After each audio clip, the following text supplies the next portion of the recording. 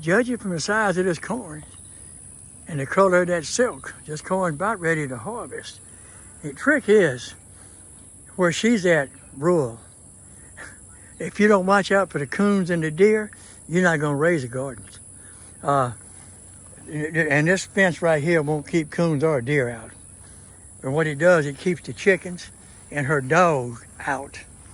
She's got two massive dogs, one a German Shepherd, and the other, I have no idea what you call it, massive big white dog. The German Shepherd sleeps during the day and runs this place at night. Nothing gets in this yard at night. Not without that shepherd passing him first. The big white dog, he takes care of it during the daytime. Nothing or nobody comes in this yard unless they walk past him. If you got a good look at that dog, you'd think twice before you pass him.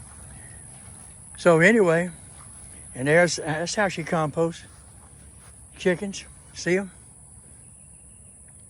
That's her chickens. She throws the excess squash and stuff in there, and them chickens have a field day. They really do. They love it. Like I said, corn, okra. I passed it up. Way in the back's blackberries, figs, and figs. More corn, more okra. There's some millet. Quite a lot of different stuff.